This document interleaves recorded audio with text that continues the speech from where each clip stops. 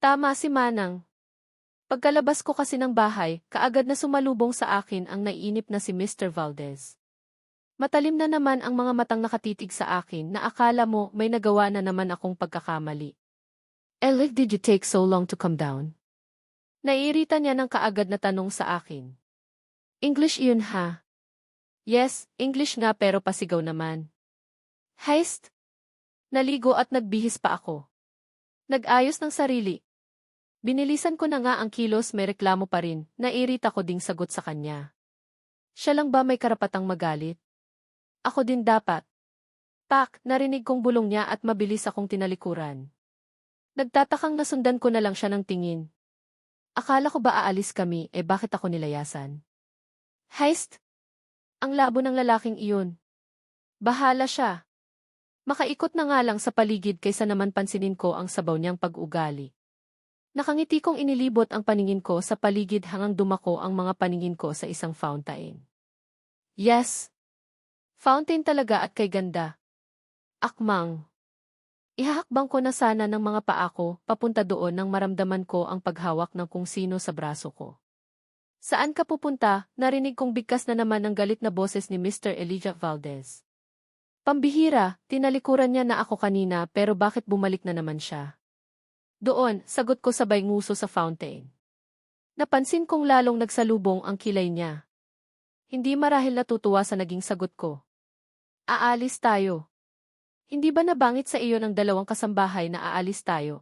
Bakas na bakas ang pagkayamot sa boses niya ngayon. Aalis ba? Akala ko hindi matutuloy Umalis ka kasi at hindi ko na natuloy pa ang sasabihin ko nang bigla na lang niya akong hilahin. Miss Madlang Awa, sinusubukan mo ba ang pasensya ko?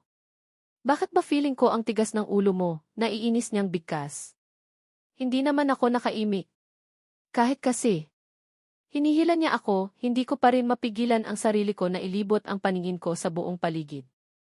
Nakakamangha kasi talaga ang mga nakikita ko. Nakaka-amazed at sa lahat ng nakidnap ako yata ang pinakamaswerte sa lahat. Sakay, muli akong napatingin kay Mr. Elijah Valdez nang bigla niyang itinigil ang paghila sa akin. Magtatanong sana ako kung saan ako sasakay pero mula sa peripheral vision ko napansin kong nakatayo na pala kami dito sa gilid ng sasakyan at bukas na iyon. Saan tayo pupunta? Nagtataka kong tanong sa kanya. Matalim ang mga matang tinitigan niya ako, kaya naman hilaw ang ngiti sa labi na mabilis na lang akong sumakay ng kotse. Ibang sasakyan itong sinakyan namin gayon. Pero malaki din naman at may sarili pa rin siyang driver. Siguro hindi marunong mag-drive itong si Mr. Elijah Valdez. Saan po tayo pupunta, Mr. Valdez? Saka, ano nga pong lugar ulit ito? Hindi ko mapiglang tanong. Palabas na ang sasakyan sa mataas na gate at hindi ko mapigilan ang mamangha nang mapansin ko na puro malalaking bahay ang aking nakikita. Isang gate pa ang aming nilabasan pagkatapos noon kaagad na tumampad sa paningin ko ang isang busy na kalsada. Iba't ibang sasakitan ang nakikita ko. May mga bus, trucks, taxi, mga kotse at kung ano-ano pa. May mga napapansin din akong mga taong abala na naglalakad paroon at parito. Mr. Valdez, nasa Pilipinas pa ba ako? Hindi ko mapigili ang maisatinig. Hindi ganito ang aura ng mga kalapit na probensya kung saan ako nakatira at lumaki. Idiot! Nasa Pilipinas na ka pa rin at nandito tayo sa Manila, napipilitan niyang sagot sa akin. Kaagad na nanlaki ang mga mata ko sa gulat. Shit! Ano ang nangyari sa akin? Ano ito? Basta na lang ako nagising isang umaga na nandito na ako sa Manila? Ang labo ha! Ni hindi ko nga namalayan ang malayong biyahe. Kung ganoon, malabong matatakasan ko siya. Wala akong alam sa buhay dito sa Manila at dinig ko pa naman marami daw masasamang naglipana sa lugar na ito. Kung sa probensya ang stepmother ko lang at ang half-sister ko ang kaaway, baka mas lumala pa ang buhay ko dito sa Manila. Nang ma-realize ko na nandito nga kami sa Manila, hindi na ako nakaimik. Inabala ko ang sarili ko sa kakatingin sa labas at pilit kong tinatandaan dinadaanan namin, kaya lang feeling ko pare-pareho lang ang nakikita ko. Wala akong matandaan at feeling ko kahirap i-memorize ang bawat daan. Boss, nandito na po tayo, natigil lang sa kakaikot ang paningin ko nang maramdaman ko na huminto ang sinasakyan namin sa isang mataas na gusali. May kung sino ang nagbuka sa pintuan ng sasakyan, kaya wala sa sariling napatingin ako kay Mr. Valdez. Baba, pautos niyang bigkas kaya mabilis akong tumalima. Anong lugar kaya itong pinagdalhan niya sa akin? Nandyan ba si Director Elias Valdez? Narinig ko pang ang tanong niya sa isang guard. Kaagad namang sinabi ng guard na nasa opisina daw kaya mabilis akong hinawakan ni Mr. Valdez sa aking braso at hinila papasok sa loob. Teka lang, anong lugar ito? Naguguluhan kong tanong sa kanya. Hospital. Hindi ka ba marunong magbasa or sadyang tanga ka lang? Maanghang niyang sagot sa akin. Hindi ko naman mapigilan ang mapangiwi. Kailan kaya ako makakarinig ng matinong salita mula sa kanya? Saka, ano ang ginagawa namin dito sa hospital? Don't tell me natatangalan niya ako ng laman loob dahil galit siya sa akin. Shit, hindi pwede. Sa naisip kong iyon, bigla akong napahinto sa paghakbang. Nahintakutan akong napatitig kay Mr. Valdez. Hindi mo naman siguro ako papatayin, di ba? Natatakot kong tanong sa kanya. Kiyahe. Stupid, bigkas niya at muli niya akong hinila patungo sa may elevator. Kahit na natatakot, wala na akong choice kundi ang magpasyanod na lang. Bahala na nga. Wala naman akong magagawa kundi ang sumunod sa agos ng buhay. Hawak niya ang kapalaran ko dahil naniniwala talaga siya na kasalanan ko kung bakit nalunod ang anak niya. Ang saklap ng buhay. Paano ba ako makakataka sa ganitong kalagayan? Sumakay kami ng elevator at dumiretso kami sa top floor. Pagkalabas namin ng elevator, naglakad kami sa pinakadulo kung nasaan nakikita kong abala ang ilan sa mga staff sa kanilang ginagawa sa harap ng computer. Nandyan ba sa loob si Elias? Narinig kong tanong niya sa isang babaeng na may puting kasuotan. Napansin ko ang pagkagulat na kaagad na rumihistro sa mga mata nito at nagmamadaling tumayo. Good afternoon, Sir Elijah. Opo, nasa loob po ng opisina niya si Sir Elias, nakangiti nitong sambit. Napansin kong makailang ulit pa ako nitong sinulyapan pero deadma lang din ako. Abala kasi ang isipan ko kung ano ang ginagawa namin sa lugar na ito. Sa ibaba hospital pero dito sa top floor ay mukhang opisina. Let's go, narinig kong wika ni Mr. Elijah Valdez sa akin. Iginyan niya ulit ako patungo sa isang nakasarang pintuan at pagkatapat namin doon, walang sabi-sabing basta niya na lang iyon itinulak pabukas para lang magulat sa aming naabutan. Hindi ko mapigilan na mapatutop sa aking bibig nang tumampad sa paningin ko ang dalawang taong abala sa kanilang ginagawa sa ibabaw ng office table. Nakabuka ka ang babae habang nakatirik ang mga mata habang abala naman ang lalaking kapartner niya sa kakakadyot sa kanya. What the fuck? Narinig ko pang sambit ni Mr. Elijah Valdez sa tabi kaya wala sa sariling napabaling ang tingin ko sa kanya. Pagkatapos kong gawin iyon, muli akong napatitig sa lalaking walang humpay sa kakakadyot sa babaeng kapareha niya. Kakamukha mo, wala sa sariling bulalas ko kasabay ng pagtakip ng dalawa niyang palad sa mga mata ko. Elias? Pati ba naman dito sa loob ng opisina, narinig kong galit na bigkas ni Mr. Elijah Valdez habang nakatakip pa rin ang dalawa niyang kamay sa mga mata ko. Pilit kong tinatangal iyon pero sadyang malakas siya, kaya hindi ko magawa. Pambihira, bakit ang damot niya? Libre at live na palabas ayaw niyang ipakita sa akin. Ang sama ng ugali niya. Nakakainis. What the fuck, Jude? Ano ang ginagawa niyo? Bakit hindi ka man lang kumatok, narinig kong sambit ng isa pang boses. Kung hindi ako maaring magkamali, siya iyong lalaking nasa loob ng opisina na abala sa kakaararo sa babaeng kasama niya. Tapos na ba? Hindi pa yata dahil hindi pa rin inaalis ni Mr. Elijah Valdez ang kamay niya sa mga mata ko. Magbihis ka nga. Ang baboy nito, naiinis na bigkas ni Mr. Elijah Valdez. Ilang minuto din nakatahimikan ang namayani sa buong paligid nang sa wakas tinangal niya na ang pagkakatakip sa aking mga mata. Sumalubong sa paningin ko ang isang babae na nakadamit ng pang-nurse na nakayukong lumabas ng opisina samantalang ang lalaking nakakabayo na dito ay maayos nang nakaupo sa kanyang swivel chair. May ilang mga papel akong nakitang nakakalat sa sahig. Nahulog siguro habang abala sila sa pagkakabayuhan kanina. Ano ba naman iyan, Elijah? Kahit nasabay tayong lumabas sa sinapupunan ni Mommy, kaunting respeto man lang. Ni hindi ka man lang kumatok sa pintuan ng may pintuan, seryosong bigkas nito. Napansin kong ilang saglit itong napatitig sa akin bago muling ibinaling ang tingin kay Mr. Elijah Valdez. Kaya pala sila magkamukha dahil kambal sila. Pero magkaiba naman sila ng appearance. Si Mr. Elijah Valdez kasi ay medyo bigotelyo samantalang ito namang isa ay clean cut. Parehong matikas ang tindig pero feeling ko mas matikas si Mr. Elijah Valdez. Respeto. Saka ka namang hingi ng lintik na respeto na iyan kung kaya mo nang magtrabaho dito sa loob ng opisina mo na hindi mo hinahaluan ng makamundo mong pagnanasa. Abat ilang nurse at doktor na ba ang napahiga mo sa table na iyan, naiinis namang sagot ni Mr. Elijah Valdez. Hindi ko naman maiwasan na mapangiwi. Palekero pala itong kakambal niya eh. Itong si Mr. Elijah Valdez, kaya ilan na kayang babae ang naikama nito. Hindi ako maniniwala na si Ethel lang dahil nasa genes yata nila ang pagiging palekero dahil alam kong hinahabol-habol sila ng mga kababaihan dahil sa talglay nilang kagwapuhan, status sa buhay at mukhang dax. What do you want? Akala ko talaga habang buhay mo na akong hindi kikibiin pero heto ka ngayon. Nandito sa loob ng opisina at mukhang may kailangan ka, nakangising tanong ni Mr. Elias Valdez. Kakambal nga siya ni Mr. Elijah Valdez. Kailangan ko ng magaling na obgyn para i-check ang status ni Jennifer. Gusto kong ma-make sure kung kaya niya bang magbuntis sa magiging anak ko. Seryosong sagot ni Mr. Elijah sa kapatid niya na labis kong ikinagulat.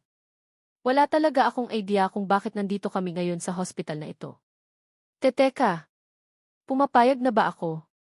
Hindi pa ako pumapayag Saka, ayaw ko, kaagad ko ding sabat sa pag-uusap nila. Pambihira! Hindi ko akalain na sigurista pala itong Elijah na ito Ni hindi man lang niya nabangit sa akin ang planong ito at mukhang desidido talaga siyang anakan ako bilang kapalit sa namatay niyang anak. Hindi daw siya sang-ayon.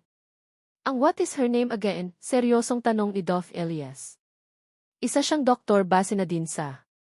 Nakikita ko sa suot niya ng ig ngayon. Jennifer. Her name is Jennifer at gusto kong dalhin niya sa sinapupunan niya ang magiging anak ko. Seryosong sagot naman ni Mr. Elijah sa kakambal niya. Jennifer. Wow, ang galing mong pumili ng magiging genes ng anak mo bro Hi Jennifer, my name is Dov Elias. Kambal ko iyan at pagpasensyahan mo na ang ugali niyan, nakangiting wika ni Dov Elias sa bailahad ng kamay niya. Nag-aalangan naman akong tangapin ang pakikipagkamay niya. Kahit naman nag-alkohol na siya pagkatapos niyang makipag-araruhan doon sa isang nurse, nakaramdam pa rin ako ng pandidiri na makipagkamay sa kanya. Baka mamaya hindi pa patay ang bakterya Dosi, mukhang baliw nga itong kapatid niyo. Hindi pa po ako pumapayag sa nais niyang mangyari. Ayaw ko po, direktang sagot ko. Hindi na nga ako nakipagkamay sa kanya pero sinabi ko naman sa kanya ang kung ano ang laman ng isipan ko. Ayaw ko talaga, as in ayaw ko. Ayaw daw bro. Hanap ka na lang kaya ng iba. Maraming mga babae dyan na willing magpabuntis sa iyo, kaya sila na lang. Mukhang mabait si Jennifer at kagalang-galang na babae kaya bakit siya pa, nakangiting bigkas ni Dov Elias. Mukhang walang narinig si Mr. Elijah at ako naman ang pinagbalingan niya ng tingin.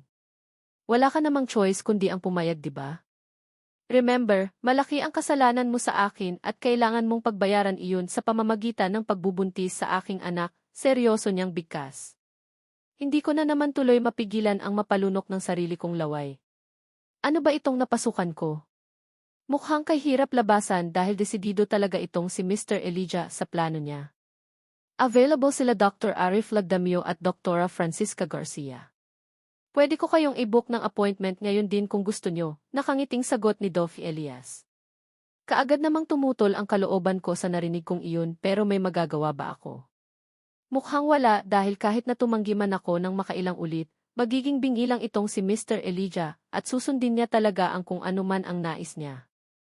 Heist! Nakakainis!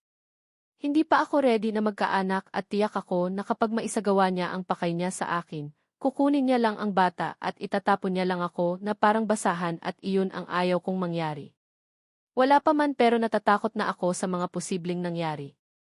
Hindi talaga obra ang pagtatapang-tapangan ko sa kanya. Kailangan ko ng plan E at iyon ang tumakas. Sa babaeng doktor na lang. I want to make sure na hindi baog si Jennifer para naman hindi sayang ang binhi ko kung sakali. Gusto kong makabuo kaagad kami ng anak, seryosong sagot ni Mr. Elijah. Pigil ko naman ang sarili ko na maiyak. Ganito pala ang feeling na wala kang kakampi. Kahit na magmakaawa pa siguro ako sa harapan nila, hindi talaga sila makikinig sa akin. Sabagay, sino ba naman ako para pakinggan nila, di ba? Napansin kong kaagad na iniangat ni Dolphy Elias ang telepono at may kinausap. Ang klinik ng doktor na tinutukoy niya kanina at pagkatapos nitong makipag-usap sa kabilang linya, sinabi niya sa amin ni Mr. Elijah na pwede na daw kaming bumaba. Naghihintay na daw si Dolphy sa akin. Sobrang natatakot ako sa gagawing procedure sa akin.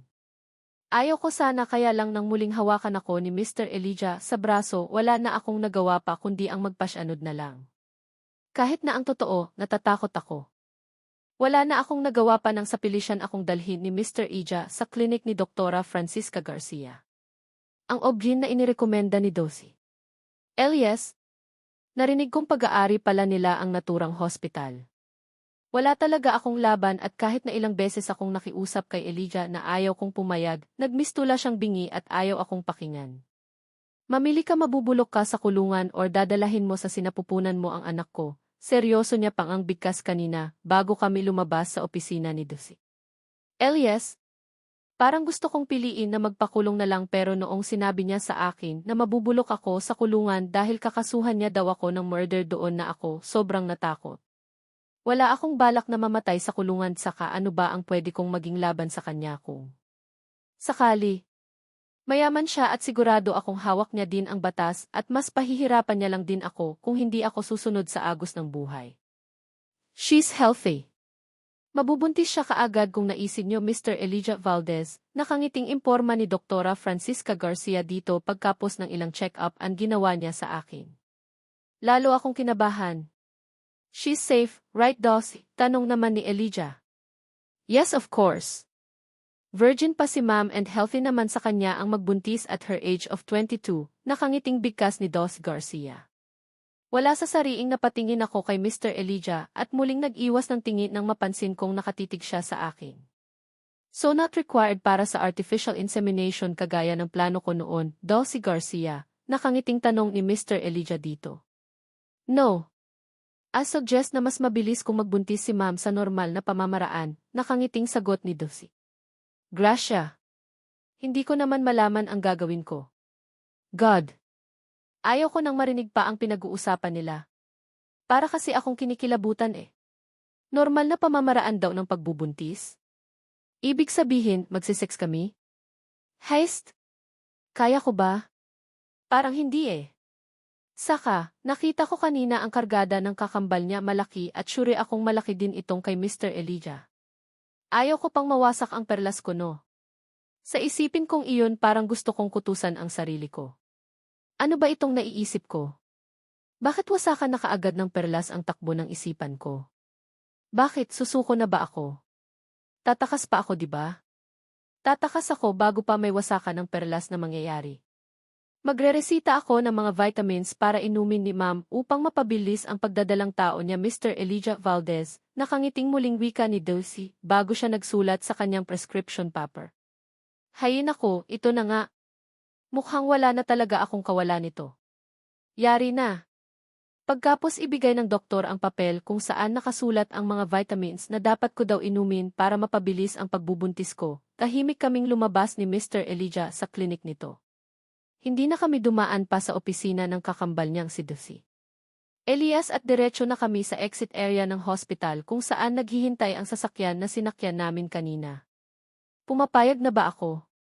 Hindi pa, di ba? Wala sa sariling sambit ko habang nag-uumpisa ng umusad ang sasakyan palabas sa vicinity ng hospital. Napansin kong napabaling ang tingin niya sa akin habang nakangisi.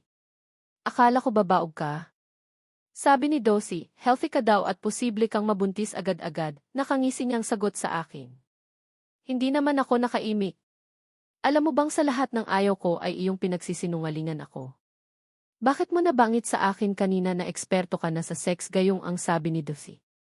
Gracie, virgin ka pa daw, muli niyang sambit. Pakiramdam ko biglang nanayo lahat ng buhok ko sa aking katawan. Pist na alala niya pa iyon. Pervert nga. Wala akong sinabing expert ako sa sex, naiinis kong sagot sa kanya. Wala ba? Pero sinabi mo sa akin na may nangyayari sa inyo ng boyfriend mo. And who is this guy? May boyfriend ka? May contact number ka sa kanya?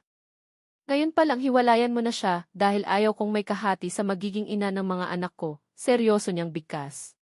Wala sa sariling mabilis akong napabaling ng tingin sa kanya. Mga anak, bakit naging mga? Baliw ka ba? Naiinis kong tanong.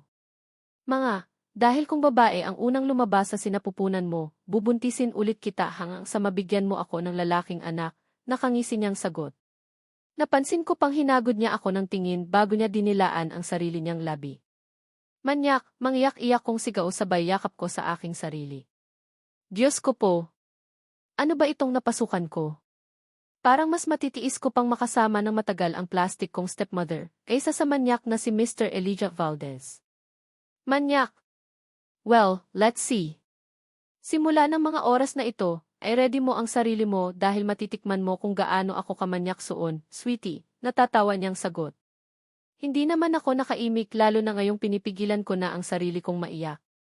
Dumaan lang kami sa drugstore para bilihin ang mga resetang vitamins na ibinigay ni Dr. Garcia bago kami umuwi ng bahay.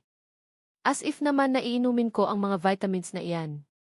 Wala akong balak at bahala siya sa buhay niya. Hindi ako pwedeng magpakakampanti. Tatakas ako at bahala na kung ano man ang mangyari sa akin. Pagkahinto ng sasakyan sa parking area ng bahay ni Mr. Elijah, mabilis na akong bumaba ng kotse. Kusa na kasing binuksan ang pintuan ng sasakyan ng isa sa mga gwardiya, kaya malaya akong nakababa at inilibot ang tingin sa paligid. Hangat hindi pa nawawasak ni Mr. Elijah ang perlas ko, kailangan kong pagplanuhan ang pagtakas. Hindi ako papayag na maisagawa niya ang maitim na balak sa akin. Manang, samahan mo si Jennifer sa kwarto niya. Hindi ko mapigilan ang mapaiktad sa gulat nang bigla na lang nagsalita si Mr. Elijah sa likuran ko. Ni hindi ko man lang namalayan ang paglapit niya sa akin. Ang akala ko talaga nasa loob pa siya ng sasakyan eh.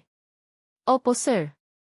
Ma'am, Jennifer, halika na po, narinig kong sagot ni Manang Salve sabay yaya sa akin. Wala sa sariling napalingon ako kay Elijah at nang mapansin ko ang kakaibang paraan ng pagtitig niya sa akin, mabilis akong napahakbang paalis. Gosh, aminado naman akong gwapo siya pero nakakatakot pa rin siya. Lalo na kapag naiisip ko na may hindi maganda siyang balak sa akin. Diretso akong naglakad papasok ng bahay. Kung kanina, gandang-ganda ako sa aking nakikita ngayon hindi na. Lalo na at sobrang bigat ng kalooban ko. Namumroblema din ako kung paano ba ako makakatakas sa sitwasyon kong ito. Manang, nauuhaw po ako. Saan po ang kusina dito? Wala sa sariling bigkas ko. Wala pa akong planong pumasok ng kwarto.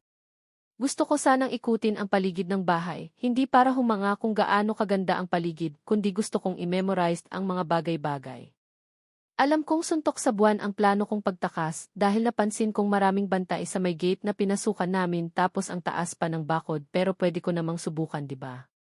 Basta huwag lang akong sumuko. Naku, ako na ang bahala. Dadalhin ko na lang sa kwarto mo ang tubig. Nakangiting sagot ni Manang Salve. Hindi ko naman maiwasan na mapangiwi. Okay lang po, Manang. Saka, parang gusto kong mag-ikot-ikot na muna eh. Wala naman akong gagawin sa kwarto at tiyak akong mabuboard lang ako doon, nakangiti kong sagot sa kanya. Umasa ako na sana pumayag siya. Ma'am, malapit na kasing dumilim eh. Baka magalit si sir. Kung gusto niyo po bukas na lang ng umaga kayo mag-ikot-ikot. Para mas ma-enjoy niyo po ang view ng paligid ng bahay, nakangiting suggestion nito. Hindi ko naman maiwasan na makaramdam ng pag-aalinlangan. Magagabi na nga pala. Shocks! Natatakot ako. Paano na lang kung bigla na lang akong gapangin mamaya ni Mr. Elijah Valdez sa kwarto ko? Ano ang mangyayari sa akin? Hindi po ba talaga pwede ngayon na Manang? Hindi pa naman ako pagod eh, git ko. Sorry po ma'am pero hindi po talaga pwede. Sige na ihahatid na muna kita sa kwarto mo pagkatapos noon, dadalhan na lang kita ng tubig, nakangiti niyang bigkas. Wala na akong nagawa pa kundi ilaglag ang balikat na ihakbang ang mga paa patungo sa may hagdan. Wala talaga akong magagawa. Mukhang hawak ni Mr. Elijah sa leg itong mga kasambahay niya. Sabagay, sino ba naman ako para panigan nila? Bago pa lang ako sa pamamahay na ito at baka nga isang bihag ang tingin nila sa akin eh. Wala na akong nagawa pa kundi ang sundin ang nais nila na pumasok sa loob ng kwarto. Pagkapasok sa loob, diretso ako sa may bintana at dumungaw sa labas. Ayaw nila akong payagan na mag-ikot-ikot sa buong paligid. Pwede ko naman sigurong pag-aralan ang buong paligid kahit nasa kwarto ako, di ba? Iyon nga lang, hindi ko mapigilan ang makaramdam ng pagkadismaya nang mapansin ko ang dalawang gwardiya na parabang nagroronda. May dalawang gwardya din ang nakatayo sa may gate at nagbabantay. Hey! Paano ba ako nito makakatakas? Mahina kong bulong at sinabayan ko na ng mahinang pagbuntong hininga. Napalingon ako sa pintuan ng silid nang marinig ko ang pagkatok mula doon. Mabilis kong inayos ang nakahawi ng kortina at naglakad patungo doon para pagbuksan ang kung sino man ang kumakatok. Heto na po ang tubig niyo, ma'am. Saka, bili ni Sir Elijah na kailangan niyo daw po itong inumin, si Manang Salve, habang may hawak na food tray at sa ibabaw nito ay isang basong tubig at isang tableta. Hindi ko naman mapigilan ang mapalunok ng sarili kong laway. Ito iyon vitamins na nireseta ng doktor kanina na kailangan ko daw inumin para mabuntis daw kaagad ako. Ayaw na ayaw kong inumin ito. Bahala na. Manang. Ayos na po ang pakiramam ko at wala na po akong sakit, hilaw ang ngiting bigkas ko. Sana lang makalusot kung hindi yari na. Ma'am, hindi po pwede. Bili ni Sir Elijah na dapat niyo daw po itong inumin ngayon, bigkas ni Manang kaya naman wala na akong choice pa kundi ang damputin ang tableta kasama ng tubig. Pilit ang ngiti sa labi na tumitig ako sa kanya bago ako muling nagsalita. Pwede mo na akong iwan, Manang. Iinumin ko na po ito, palusot ko. Wala akong balak inumin ang tableta. Balak kong itapon sa basurahan pagkaalis niya. Pasensya na po kayo, Ma'am Jennifer. Utos po kasi ni Sir Elijah na kailangan niyo daw po itong inumin sa mismong harapan ko. Pasensya na po, ma'am, sumusunod lang po sa utos, mahinang bigkas ni Manang. Ha? Iinumin ko naman po git ko. Inumin niyo po ngayon, ma'am. Pakiusap po, seryosong sagot nito. Kahit nalabag sa kalooban, wala na akong choice kundi ang isubo sa bibig ko ang tableta. Pagkatapos noon ininom ko ang isang baso ng tubig. Hindi ko pa nga mapigilan ang maluha pagkatapos kong gawin iyon. Shit lang talaga.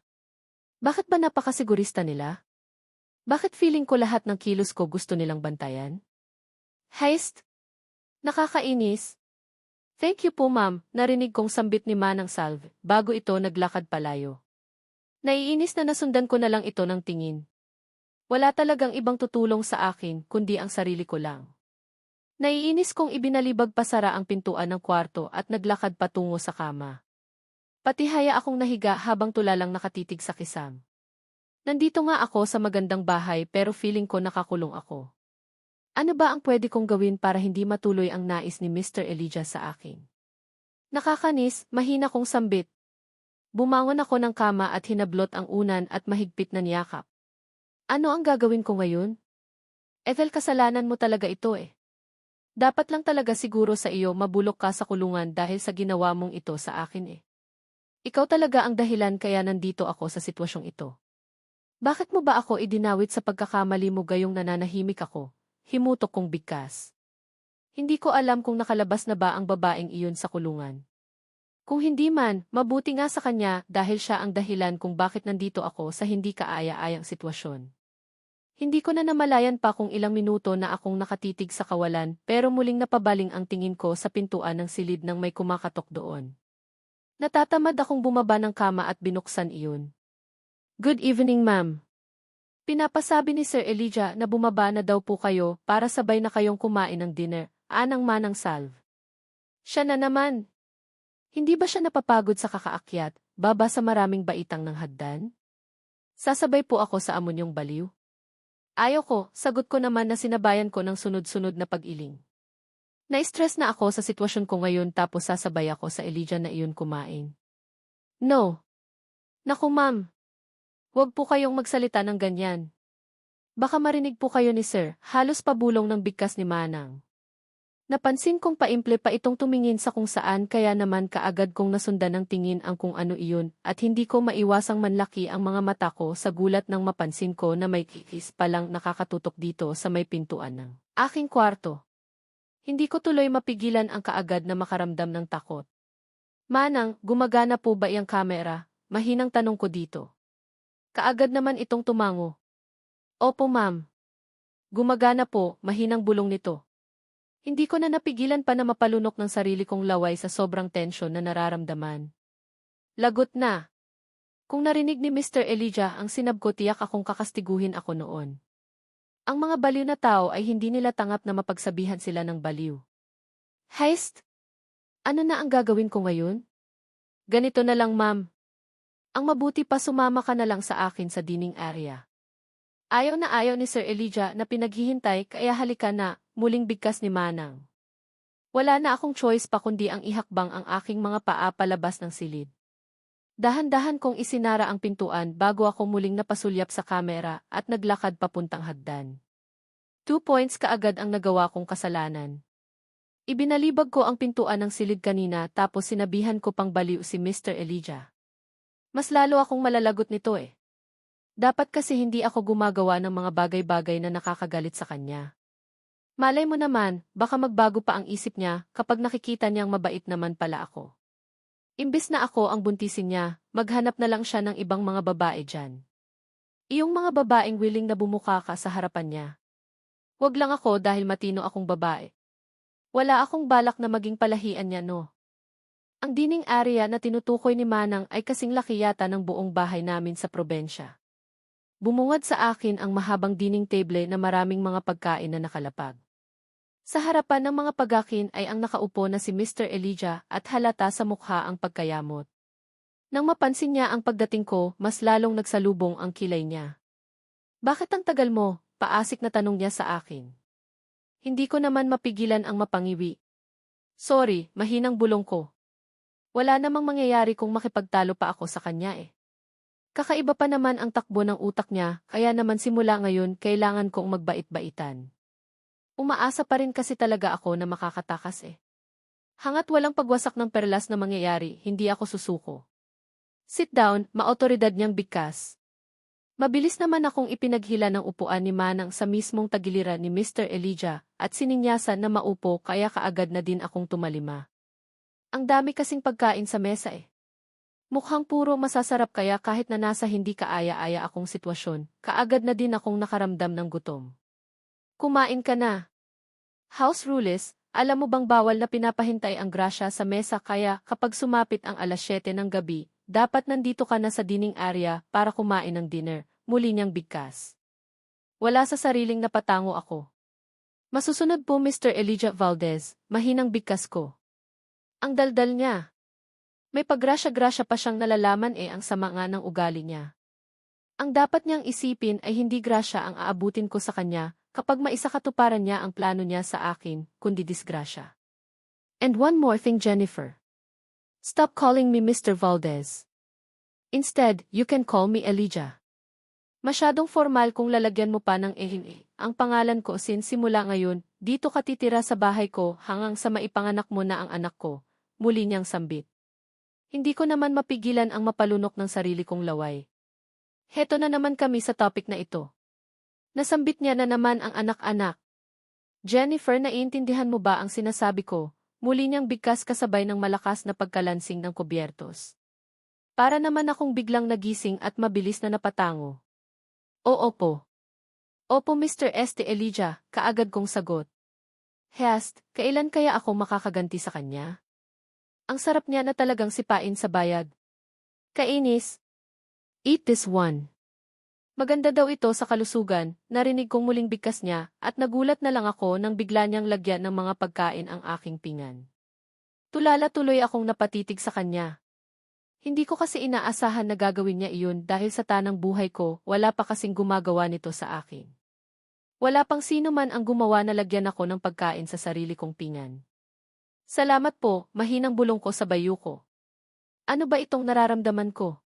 Nilagyan niya lang ako ng pagkain sa pingan pero pakiramdam ko napakalaking bagay na yun sa akin. Para bang may bahagi ng utak ko na nagsasabi na hindi naman masamang tao itong si Mr. Elijah Valdez.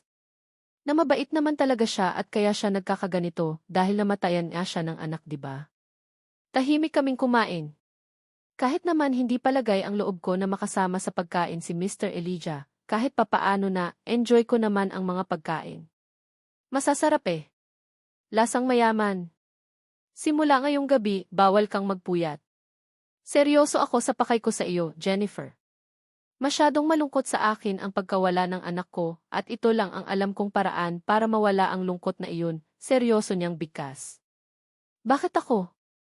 I mean, marami namang mga babae dyan pero bakit ako? Alam kong alam mo na wala akong kasalanan, lakas loob kong sagot sa kanya. Bakit ikaw? I don't know. Siguro may mga bagay akong nakita sa iyo na hindi ko nakikita sa iba. Magpahinga ka na, seryosong sagot niya sabay tayo. Naglakad palabas ng dining area, kaya naman mabilis na din akong napatayo bago nagsalita. Ano ba talaga ang nangyari? Kung totoosin, hindi naman solusyon ang palitan ang anak mo sa katauhan ng ibang bata, di ba? Saka, kung mahal mo si Ethel, hindi ba pwedeng i-pursue mo siya? Pwedeng siya naman, di ba? At least iyon may tendency pa na magiging kamukha ang pangalawa niyong anak ni Ezekiel, lakas loob kong sagot. Napansin kong napahinto siya sa paghakbang at naglakad pabalik sa akin. Huminto sa tapat ko at galit akong tinitigan sa mga mata. Ayaw ko nang muling marinig pa ang katangang iyon sa bibig mo. Si Ethel ay bahagi na lang ng nakaraan ko. Ayaw ko na siyang makita or makadaupang palad in the future dahil para sa akin wala siyang kwento. Nilayasan niya ako noon sa hindi ko malaman na dahilan. Itinago niya ang anak ko ng maraming taon. Malupit ang babaeng iyon at wala din akong balak na sumalo sa isang buto na pinagsawaan na ng iba, seryoso niyang sagot sa akin. Wala sa sariling napaatras ako. Nakakailang. Required ba talaga na magsalita siya ng sobrang lapit? Heist? Okay. Sorry, mahinang sagot ko sa bayu ko. Next time hindi ko na talaga babangitin ang pangalang Ethel sa harapan niya. Mukhang galit na galit siya sa babaeng iyon eh. Sorry naman. Kanina pa ako pabaling-baling sa aking kinahihigan. Komportable naman ako dito sa silid pero hindi talaga ako makatulog. Kanina pa ako hindi mapalagay na hindi ko mawari. Sa totoo lang, natatakot ako. 10:00 na ng gabi at natatakot akong baka bigla na lang pumasok dito sa silid ko Mr. Valdez at umpisahan niya nang gawin ang project na dapat niyang gawin sa akin. Hindi pa ako ready, no? God, baka hindi ko kayanin. Kung hindi ako maaraing magkamali, mahigit 6 foot ang height at matikas ang pangangatawan niya at sure ako na dax talaga siya eh. Bago ako mabuntis, wawasakin niya muna ng perlas ko. Baka hindi lang isang beses kundi maraming beses pa. Heist, ito na nga ba ang sinasabi ko eh? May nagawa ba akong malaking kasalanan sa nakaraan kong buhay kaya nangyayari ito sa akin ngayon? Posible kayang makarma ako gayong wala naman sana akong naalalang pagkakamali sa buhay ko. Sa naisip kong iyon muli akong napaupo sa kama. Tulalang napatitig sa pintuan ng kwarto bago muling nahiga. Sa totoo lang inaantok na ako pero hindi ako makatulog. Heist, kung bakit naman kasi napaka-advance mag-isip ng utak ko. Mukhang wala naman sigurong balak na ngayon gawin ni Elijah ang nais niya sa akin dahil kung gugustuhin niya, nandito na sana siya sa silid na ito kanina pa, diba? Nabangit sa akin if manang kanina na pagkatapos namin kumain ng dinner umalis daw si Elijah eh. Kung saan man nagtungo, iyon ang hindi niya daw alam so ibig sabihin, walang dapat na ipangamba. Walang wasakan ng perlas ang mangyayari kaya dapat kong i-relax ko ang kalooban ko. Sa naisip kong iyon, patagilid akong nahiga. Nagtalukbong ng kumot at niyakap ang isang unan. Mukhang effective naman ang ginawa kong iyon dahil ilang saglit lang, pipikit-pikit na ang mga mata ko hanggang sa nakatulog ako. Hindi ko alam kung ilang oras na akong nakatulog pero napabalikwas ako ng bangon nang maramdaman ko ang pabukas, sara sa pintuan ng silid. Wala sa sariling napatitig ako doon at ganoon na lang ang panlalaki ng mga mata ko nang masilayan ko si Elijah. Shit, sinasabi ko na nga ba eh. Ngayong gabi na magaganap ang wasakan ng peralas, mahina kong sambit at akmang bababa na sana ako ng kama nang maramdaman ko ang bigat ng katawan niya na basta na lang dumagan sa akin. Saan ka pupunta? Tatakas ka, narinig ko pang tanong niya sa akin. Lalong dumagundong sa kaba ang puso ko nang maamoy ko ang alak sa hininga niya. Ha? Ano ang ginagawa mo dito Mr. Elijah? Nahintakutan kong tanong. Napansin kong malakas itong natawa habang lalong idiniin ang kanyang bigat sa katawan ko. Hindi ako makagalaw dahil ang bigat niya. Mr. Elijah, hindi ba't nabangit ko na sa iyo kanina na huwag mo akong tawagin ng ganyan? I am only 32 baby girl at tiyak ako na kapag makabuo tayo, magiging maganda ang lahi natin, nakangisi niyang sambit. Hay hindi pa po ako pumapayag, Hindi pa po ako ready, nahintakutan kong sagot sa kanya. Ni hindi ko na nga mapigilan ang maluha dahil sa takot. Pilit ko siyang itinutulak mula sa pagkakadagan sa ibabaw ko, pero walang saysay ang lakas ko kumpara sa lakas niya. Kailan ka maging ready? Esalan. Alam mo, kung nauna siguro kitang nakilala, baka sa iyo ako ma-in-love eh. Walang-wala si Ethel kumpara sa iyo, nakangisi niyang muling sambit. Hindi naman ako nakamik. Lasing siya at hindi talaga kami nito makakapag-usap ng matino. Hindi ako ganito eh. Hindi ako ito. Alam ng mga pinsan ko kung anong klaseng tao ako, Jennifer. Hindi mo ako dapat katakutan. Hindi ako masamang tao at nagkataon lang talaga na ikaw ang gusto kong magdala ng magiging anak ko dahil wala na akong plano pa na sumugal ulit sa lintik ng pag-ibig. Seryosong bigkas niya habang titig na titig sa akin. Sa tanong mo kanina kung bakit ikaw ang pinili ko na maging ina ng magiging anak ko, hindi ko din alam ang sagot.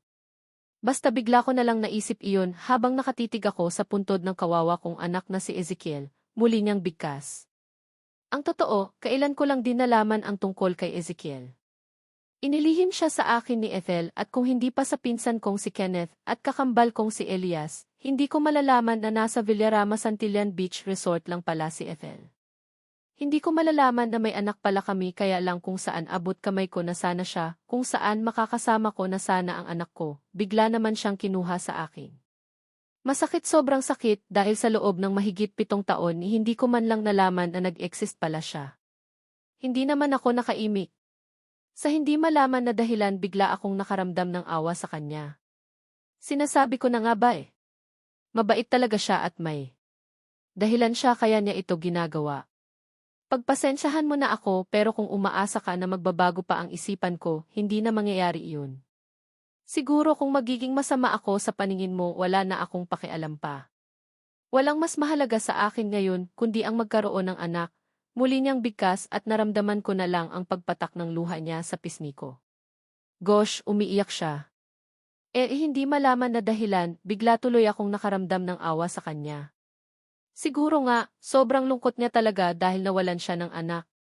Don't worry, hindi naman ako ganoon kasama. Alam kong hindi ka pa ready sa gusto kong mangyari, pero hindi ibig sabihin na makakatakas ka na sa akin. Ikaw ang pinili ko kaya wala ka ng takas, muli niyang bigkas kasabay ng pag-alis niya sa ibabaw ko at pati hayang nahiga sa tabi ko. Hindi naman ako nakakilos. Hindi ko din kasi inaasahan na sa isang iglap, biglang nagbago ang tingin ko sa kanya. Sabi ko na nga ba, mabait siya eh. Mabait naman pala si Elijah Valdez dahil hindi niya ako pinwersa ngayong gabi. Hindi ko alam kung ilang oras na akong parang tanga na walang ibang ginawa kundi ang nakantunghay lang kay Elijah. Naririnig ko na ang mahina niyang paghilik pero hindi ko pa rin maiwasan na titigan siya. Kay sarap kasi sa mga mata ang shape ng kanyang mukha. Matangos ang ilong at may manipis at mamula-mulang labi. Feeling ko hindi siya naninigarilyo. Saka tingnan mo naman ang mukha. Kahit na may balbas. Siya ang pugi niya pa rin. Basta, mahirap mag-explain pero overall ang gwapo niya talaga. Aminado ako ngayon ko lang na-appreciate ang looks niya. Hindi ko masyadong nakikita ang kapugyan niya kapag nag-uusap kami dahil mas nangingibabaw ang takot at pagkailang ko sa kanya. Pero ngayong natutulog siya, nagmistula tuloy siyang anghel sa paningin ko. Ang bait ng mukha niya na para bang hindi siya gagawa ng masama. Parang gusto ko patuloy siyang makilala at alamin kung anong klaseng tao ba talaga si Mr. Elijah Valdez. Ramdam ko kanina sa boses niya ang sakit habang nagkikwento siya tungkol sa kanyang anak na si Ezekiel. Ama siya at alam kong nangulila siya sa anak niya, kaya lang ano pa nga ba ang magagawa namin. Nangyari na ang hindi dapat mangyari at wala na si Ezekiel. Hindi ko maiwasan ang mapabuntong hininga. Sana lang talaga tuluyan ng maghilom ang sugat sa puso niya at makapag-move on na din siya. Sana lang talaga makahanap na din siya ng babaeng pwede niyang ibigin at maibagay sa kanya ang anak na gusto niya. Hindi ko alam kung ano ang nangyayari sa akin pero wala sa sariling naiangat ko ang aking isang kamay at marahan iyong humaplos sa kayang pisngi. Hindi ko pa nga mapigilan ang mapangiti ng dumapo daliri ko sa kanyang ilong. Iche-check ko lang naman sana kung tunay ba ang kanyang ilong at walang halong ritok. Pero ganoon na lang ang gulat ko nang bigla na lang siyang dumilat at direktang tumitig sa akin. What are you doing? Bakit gising ka pa? Seryosong tanong niya. Ewan ko kung gising ba talaga siya or baka naman naalimpungatan lang kaya sa takot ko mabilis kong binawi ang palad ko na nasa pisngi niya at wala sa sariling mabilis na napahiga sa kama. Mamaluktot patalikod sa kanya habang pigil ko ang aking paghinga. Nakakahiya. Baka kung ano pa ang isipin niya sa akin. Naramdaman niya kaya ang paghaplos ko sa pisngi niya? Sana hindi dahil nakakahiya talaga. Iniisip ko na lang na baka naalimpungatan lang kanina si Elijah, dahil ilang saglit lang, muli ko nang narinig ang mahina niyang paghilik. Hindi ko na din ako nag-attempt pa na muli siyang lingunin bagkos ipinikit ko na din ang aking mga mata. Natatakot na din kasi akong gumalaw. Baka kasi magising siya nakainom pa naman at baka mapuwersa niya pa ako na gumawa na ng bata nang wala sa oras. Sa naisip kong iyon hindi ko maiwasan na mariin na maipikit ang aking mga mata. Ano ba itong naiisip ko? Nakakahiya. Ilang saglit lang, muli na din naman akong dinalaw ng antok. Basta sa muling pagmulat ng aking mga mata wala na si Elijah sa tabi ko. Dali-dali pa nga akong bumangon at sinipat ang pwesto ng kinahihigaan niya kagabi para masiguro na hindi lang ako nanananginip kagabi. Nalasing siyang pumasok dito sa loob ng silid at tumabi pa nga sa pagtulog sa akin. Natabi kaming natulog. Wala sa sariling mabilis akong bumaba ng kama. Naglakad patungo sa bintana at hinawi ang makapal na kortina. Kaagad na pumasok ang liwanag na nagmumula sa araw. Mukhang tinanghali yata ako ng gising at nang mapatingin ako sa orasan, hindi ko mapigilan ang mapatakip sa aking bibig nang mapansin ko na 8:00 na pala ng umaga. Tanghali na nga at wala man lang nagtangkang gumising sa akin. Dali-dali akong naglakad patungo sa banyo. Ginawa ko ang aking morning routine at dumiretso na din ako sa pagligo. Ilang saglit lang presko na akong lumabas ng banyo at kaagad na hinagilap ang paper bag na ibinigay sa akin kahapon at naghanap ng damit na maisusuot. Pinili ko ang isang maiksing shorts at puting t-shirt. Sinuklay ko ang mahaba kong buhok bago ako nagpasyang lumabas ng silid. Nagugutom na ako at mukhang kailangan kong bumaba ng dining area para makakain. Good morning, ma'am. Ano po ang gusto niyong almusal? Nakangiting kaagad na bati sa akin ni Manang Salve. Nang maabutan ko siya dito sa dining area na abala sa kung anong nililigpit. Ayos na po ako sa kape at tinapay manang, nakangiti kong sagot. Aminado ako na masarap ang gising ko kanina kaya magaan ang pakiramdam ko ngayon. Nasa mood din akong makipag-usap ngayon. Ganoon ba? Saglit lang at ipaghahanda kita. Nakangiting sagot ni Manang at nagalakad patungo sa isang counter. Tinanong niya pa ako kung ano ang gusto kong kape.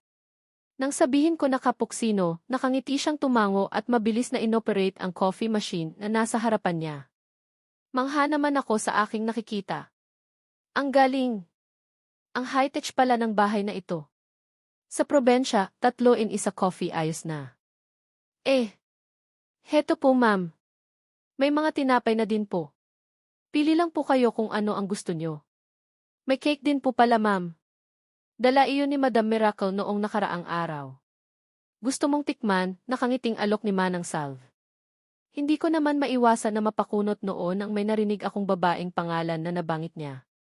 Bigla tuloy akong nagkaroon ng interes. Madam Miracle? Pabitin kong tanong. Opo. Si Madam. Ang mommy ni Sir Elijah. Dumalaw siya noong nakaraang araw para bisitahin ang anak niya at may dala na kung ano-anong mga pagkain. Iyong iba kinain nyo kagabi pero ang dami pa rin sa ref. Teka lang, ikukuha kita ng cake, nakangiti niyang bigkas at mabilis na naglakad palabas ng dining area. Wala sa sariling nasundan ko na lang siya ng tingin. Dumadalaw pala sa bahay na ito ang mommy ni Elijah. Kung ganoon, mag-aabang ako sa muling pagdalaw ng mommy ni Elijah at isusumbong ko ang lalaking iyon sa maitim na balak nito sa akin. Kaya lang kakampihan naman kaya ako. Isa pa rin akong estranghera sa pamamahay na ito kung totoosin Palagi po bang dumadalaw si Madam ibig kong sabihin si Mommy Miracle dito sa bahay Manang? Tanong ko kay Manang nang sa mismong harapan ko, slice niya ang cake. Nilalagay niya na sa harapan ko ang isang platito kasama ng kapuksino na nirequest ko sa kanya kanina. Paminsan-minsan lang po ma'am. Kadalasan kasi si Sir Elijah ang dumadalaw sa bahay niya. Minsan, doon din natutulog sa bahay nila si Sir Elijah, lalo na at nag-iisa na lang ang mommy niya sa buhay.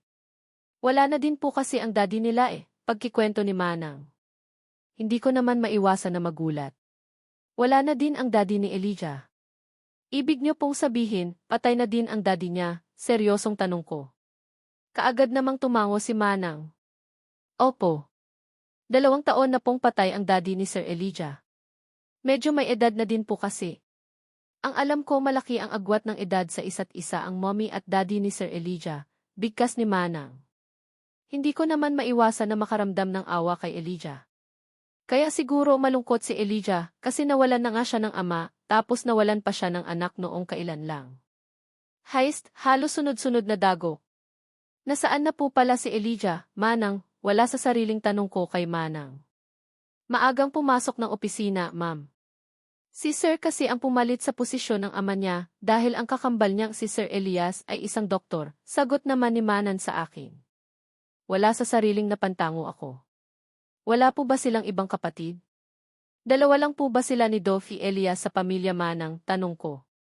Susulitin ko na ang kakatanong kay Manang dahil mukhang willing siyang sumagot sa lahat ng mga katanungan ko ngayong araw. Opo ma'am. Silang 2 lang at kambal pa. Pero malaki naman ang angkan nila ma'am. May 3 kapatid si Madam Miracle at lahat iyon may mga anak na din. Maraming mga pinsan iyang si Sir. Malaki ang angkan nila at lahat sila mababait, nakangiti niyang sagot sa akin. Muli akong napatango. Teka, ano ba iyan, napakwento na naman ako? Sige po ma'am, kung wala na po kayong kailangan, maiwan na muna kita. Kain lang po kayo dyan ma'am at kapag may kailangan po kayo nasa kusina. Lang ako. Tawagin niyo lang po ako, nakangiti niyang paalam sa akin at mabilis na siyang lumabas ng dining area. Naiwan naman akong kaagad na inumpisahan ng kumain ng breakfast. Ang agang chismis pero at least dami kong nakuhang information. Malaking angkan pala sila at 2 lang sila ni Doffy Elijah sa pamilya. Tapos ang mommy niya ay mag-isa na lang sa buhay. Heist, kaya siguro gustong-gusto ni Elijah na magkaanak dahil gusto na din siguro niyang madagdagan ang miyembro ng pamilya nila. Ang laki ng bahay na ito at sino nga naman ang magmamana ng mga kayamanan nila kung sakaling hindi siya magkaanak. Bigla ko tuloy naisip na kung sakaling papayag pala ako na maging ina ng anak niya, hindi malabong mabubuhay na parang prinsipe or prinsesa ang anak ko. Sure na ang kinabukasan nila at baka magpasalamat pa sa akin ang mga anak ko in the future dahil pumayag ako sa nais ng ama nila na ipagamit ang matres ko. Pero kaya ko ba talaga? Heist, parang hindi pa talaga eh. Hindi ko pa nakikita ang sarili ko na maging ina tapos basta iwan na lang ang anak ko at hindi ko makakasama habang buhay. Ano ba ang gulo ng utak ko? Napagmasdan ko lang ang kabuuang hitsura ni Elijah kagabi, naging hati na ang takbo ng isipan ko. Bigla yata akong nakaramdam ng crush sa kanya. Sa bagay, pogi naman kasi. Walang panama ang haliparot at manluluko kong boyfriend na si Robin. Yes, and speaking of Robin, magsama silang 2 ng half-sister kong si Madeline. Bahala na sila sa buhay nila,